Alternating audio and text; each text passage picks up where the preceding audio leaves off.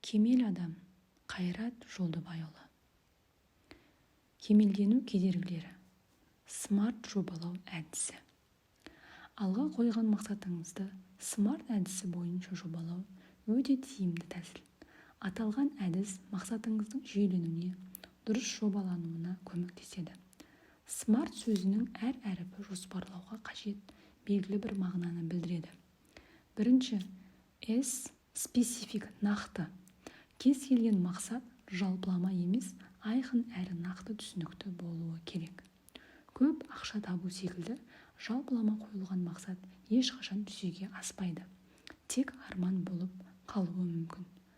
Мақсат нақты болғаны секілді қарапайым әрі жас балада түсінетіндей ұғынықты болуы тиіс. Мысалы, Алматы Шымкент қаласынан балалар аяқ киімін сататын дүкен ашу. Тағы сол сияқты. Екінші, M measurable өлшеулі. Мақсаттың өлшемі мен көлемі анық болуы қажет. Мысалы, Алматы қаласында балалар аяқ киімін сататын 3 дүкен ашу. Жылдық сауда айналымының көлемін 100 миллион теңгеге дейін көтеру. Инстаграм парақшасының оқырман санын бір жылда 200 мыңға жеткізу. Тағы басқа. Қойылған мақсатың нақты мөлшері алдын ала бекітілуі, межеге жетудің дәл өлшемі болуымен қатар, оны жүзеге асыру үшін қажетті ресурсты түгендеп, толыққанды жоспар жасауға адамды жігерлендіреді. Оны мына сұрақ арқылы нақтылауға болады. Мақсатқа жетіп жетпегенімнің өлшемі қандай? Үшінші, attainable қолжетімді. Қойылған мақсатқа жету шамадан тыс болмауы қажет. Ол үшін қажетті ресурс пен уақыт жеткілікті болуы шарт. Бұл жайлы мәшһүр Жүсіп бабамыз қолыңнан келмес іске әуре болсаң, еңбегің қанша қылған кетер зая дейді. Мақсатың орындаларына ең әуелі адамның өзі сенімді болмаған шарт. Мысалы, 2 жылдың ішінде 50 нүктеден аяқ киім дүкенін ашамын деген мақсат қойдыңыз делік. Оған қаржы, уақыт, іскерлік қабілет және білікті команда секілді ресурстар мен өмірлік тәжірибең жеткіліксіз болса, оның орындалу ықтималдығы әрине өте төмен. Өйткені мақсат иесі оның орындалу шарттарын қамтамасыз еткен жоқ. Ал сенім жоқ жерде тау қопарар, шынайылық та жетістік те болмайды.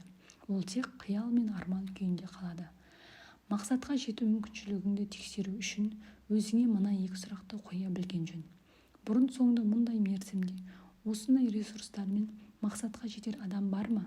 Жеке тәжірибеде осындай істерді орындаған кезің болды ма? Егер бұл сұрақтарға беретін жауап жоқ болса, онда қойған мақсатыңа түзету енгізіп, қосымша уақыт, ресурс мүмкіндігін қайта қарастырғаның жөн. Төртінші, relevant маңызды. Мақсаттың басты бағыты мен түпкі мәнін һәм оның болашақтағы пайдасын анықтап алған тиімді. Әйтеуір жасалуы керек деп пайдасы жоқ, қажетсіз істерді мақсат ретінде таңдап алып, уақыт пен күш-қуатыңды, қаражатыңды босқа шығындауға жол беруге болмайды. Көп адамның бастаған ісі аяқсыз, жасаған жұмысы нәтижесіз қалатындығының басты себебі мақсат айқындалмауынан. Мысалы, шет тілін үйрену үшін арнайы курсқа жазылғандардың көбі орта жолдан тастап кетіп жатады. Оған себеп тілді не үшін, қандай мақсатта үйрену керектігін білмеу, яғни еліктеушілік. Сондықтан әуел баста өзіңе алға қойған мақсатым орындалған кезде оның қандай пайдасы болады? Бұл мақсатымды қазір орындау маған тиімді ме? Жоқ әлде басқа уақытқа шегерген дұрыс па? Бұл мақсат бойынша жұмыс жасауым өзіме және жақындарыма қандай әсері болуы мүмкін? Тағы сол сияқты сұрақтарды анықтап алған жөн. Бесінші, time bound уақыты шектеулі. Мақсатқа жетудің тағы бір шарты, яғни көзделген істің аяқталатын мерзімі нақты жоспарлануға тиіс. Мысалы, 22 жылдың наурыз айының 20 жылдасында Шымкент қаласында аяқ киім дүкенінің ашылу рәсімін жасаймын дедіңіз. Мақсат қаншалық маңызды болса, оның орындалу мерзімінің нақтылануы да соншалықты өзекті. Уақыт мерзімі нақты болған тұста межең де айқындалып, өзіңді барынша қамшылайсың, әрі ресурстарың мен бар қабілетіңді толық қолдануға тырысасың. Ал мақсат етілген істің мерзімдері кезең-кезеңімен белгіленбеген жағдайда арқаңды кеңге салып жайбарақат жүріп алуың мүмкін. Сондай-ақ мерзімнің бекітілмеуі келесі кезектегі басқа мақсаттарыңды жүзеге асыруға кедергі келтіреді. Мақсатың миыңда қоқыс күйінде мазалап тұра береді. Мақсат қоюға қатысты жоғарыдағы шарттарды ескере отырып, оны жүзеге асырудың тиянақты жоспарын жасау қажет.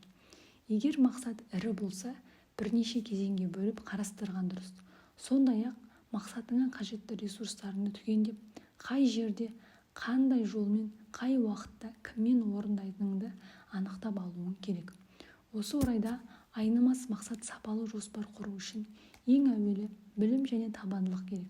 Таймайтын табандылық болмаса, алдыңнан кездесер қиыншылық пен бөгеттерге шыдас бере алмайсыз. Сөйтіп, жарты жолда бастапқы мақсаттан адасып қаласыз. Шығыс халқының даналығындағы мақсатың қаншалықты биік болса, астыңдағы арғымағың соншалықты шабысты болады деген тәмсілді үнемі есте сақтаған жөн. Мақсаттарың биік болсын. Алла елшісі бір хадисінде Алладан жұмақты сұрасаңдар, онда ең жоғарғысы фирдаусты сұраңдар деген екен. Бұл өсиет мұсылман баласын биік мақсат қоюға үндейтін илляхи ұғым. Өмір тепе-теңдігі. Сен де Раббыңның, отбасыңның һәм нәпсіңнің тән көңіл қажеттіліктері қақысы бар. Әр қайсысына өз қақысын беруге міндеттісің. Хадис. Кемел адам өз өмірінде тепе-теңдік сақтай білетін 4 құбыласы түгел кісі. Өмірінің түрлі қырларында тепе-теңдік сақтай алмаған адам өзін толық бақытты сезіне алмайды. Мысалы, ертелі-кеш кәсібімді өрге сүйреймін, мол ақша табамын деп жүріп, отбасы бақытынан айырылған адамның кәсібі өрге дөңгелегеннен не пайда? Уақыт тоқтап тұрмайды. Сен көп ақша табамын деп жүгіріп жүргенде, балаларың ыстық алақаныңды сезінбей, мейірімге толы, жылы сөзіңді естімей, көзді ашып жұмғанша есейіп кетеді. Ал шуақты көңіл мен жылы мейірімнің рөлін мол ақша ешқашан алмастыра алмайды.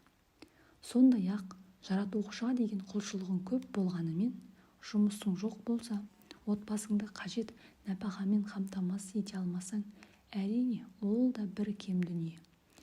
Тіпті Алланың аманатына үлкен қиянат. Сол сияқты өмірде түрлі жетістікке жеткеніңмен денсаулығын қарай алмасаң, ондай жетістігіңнен не пайда? Ендеше өмірде орта жолды тауып, тепе-теңдік сақтай білу аса маңызды. Әр намазда оқылатын Фатиха сүресіне ихтинас сиратул мустақим деп үздіксіз Алладан тура жолды сұраймыз. Тура жол аса ауқымды да өте нәзік ұғым.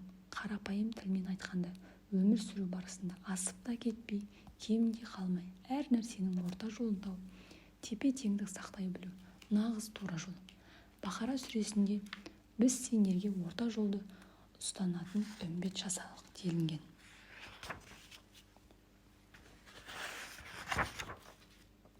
Адамның өзіне деген сенімсіздігі. Өз күшіне сенбеген халық та, адам да ешқашан өмір бәйгесін ала алмайды. Адамның өзіне сенімсіздігі неден туындайды? Айталық, менің қолымнан еш нәрсе келмейді. Бастаған ісім үнемі нәтижесіз аяқталады. Туа біткен жаман мінезім бар, оны өзгерту қиын. Тағы басқа үмітсіз ойлар сананы торлап алған кезде, адам баласы өзіне деген сенімін жоғалтады да, айналасындағы жетістікке жеткен жандарға бөлек қабілет, қайталанбас талант иесі немесе сәттілік әрдайым жанында жүретін бақ қонған ерекше тұлға ретінде қарай бастайды. Мұндай күйдегі адамның қол-аяғы жіпсіз байланып, ынжық бейшара халге түседі. Адамның өзіне сенімділік ұялату жолдары. Әр адам Алланың әспеттеп жаратқан туындысы һәм ардақты қолтаңбасы. Сөзсіз біз адам баласын ең керемет бейнеде жараттық деген Құранның осынау аятына назар аударсақ, Алла тағаланың әрбір адамға қабілет-қарым бергенін, түрлі қасиет пен мүмкіншіліктер артқанын байқаймыз.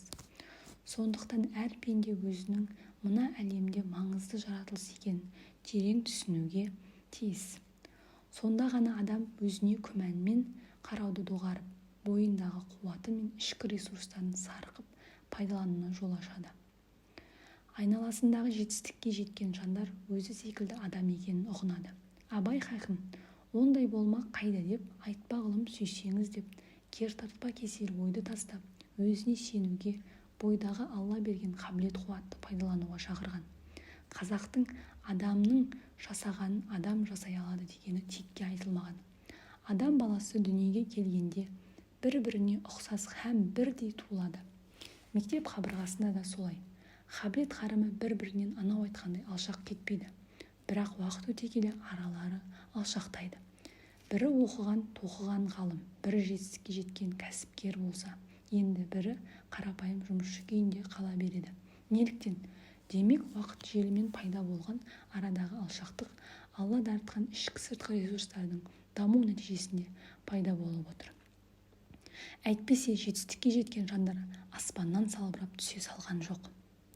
Рас, кейбір адамның қайсы бір қырлары ерекше талант, өзгеше дарынды болуы мүмкін. Бірақ сенің де өзің әлі қолдана алмаған ішкі ресурстарың, мән бермей жүрген қабілет-қарымдарыңның бар екенін ұмытпа. Соларды тауып жетілдіруге ұмтыл, дамытуға әрекеттен.